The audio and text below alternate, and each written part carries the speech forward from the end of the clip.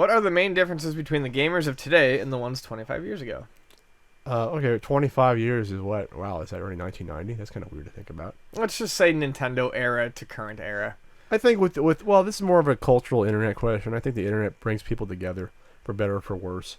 You find people you connect with. You sort of form these sort of community bonds. I think easier now, which could be good if you're not a social creature to begin with. But I think you have people a lot more today that are identifying themselves as I am a gamer first and foremost, versus I just like video games as part of my life.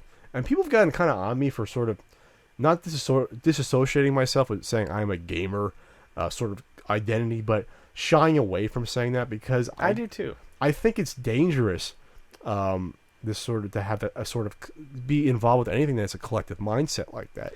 Well, I think it's dangerous to identify yourself, to identify a large portion of your being by one hobby.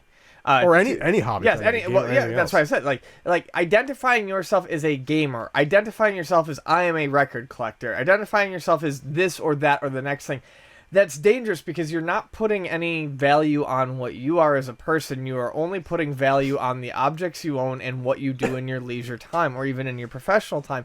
You've got to have something else to identify with. So, like Pat says, having this instant community is great, and it's different than back then, and we can all swap secrets and trade games and have a good time and meet each other at conventions, but you can't make that everything, I don't think. Yeah, because then you'll get really excited when something happens in your quote unquote community. Then you get really pissed if something happens in your quote unquote community. You get overly angry about things that you shouldn't get that angry about. Or conversely, you get really excited about stuff you shouldn't get excited about. It's just not. I'm not telling you how to live your life. I'm just saying how I am and how the people that I like or hang out with and people that I think are getting the most fulfillment out of your life, out of their life, that's a loaded question, are people that have interests but not the lifestyle of. So that's what it comes down to. And this goes back to what I was saying about, a little bit, this is more about identity, almost identity politics, or saying if you like one thing, you can't like it another. So because I'm in the gaming community, that means then I can't then like sports, is that going to be frowned upon in my quote unquote community? You know what I mean? Like, it's just, you get into this weird area where then you have to it's almost like a fraternity that you're entering. You have to mold yourself to what people like. No, there's subcultures within, but you know what I mean? It's like people are like, oh, you're not a real gamer. You like Madden football. You're not a real gamer. What? Why? Who decides that? Who gets together and decides these rules that I'm a casual gamer because I play mobile games? I'm not I'm not in your community now.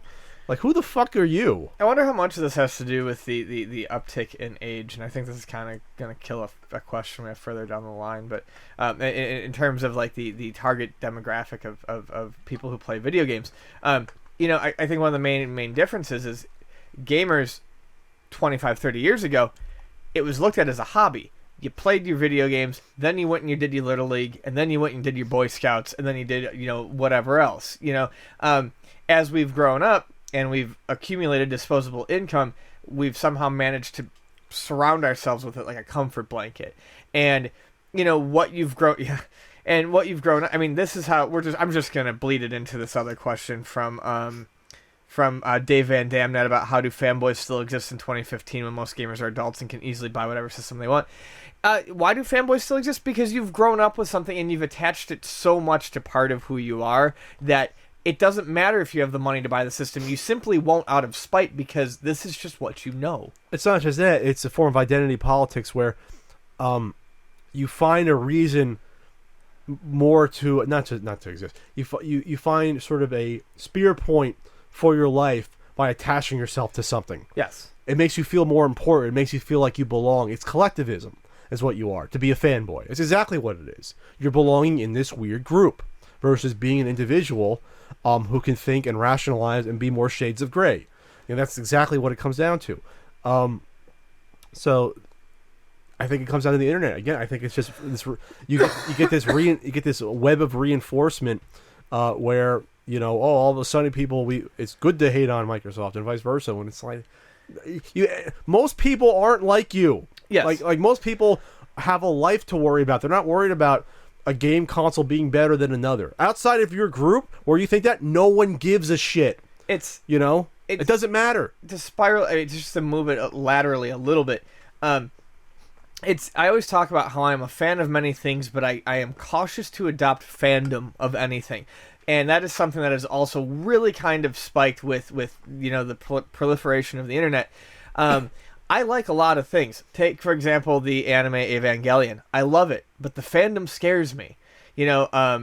It's just when you get that hardcore into one thing, you suddenly find yourself wasting a lot of emotion, I think, on things that it's okay to feel something for it. I feel a lot of things for that anime, and it means a lot of things to me.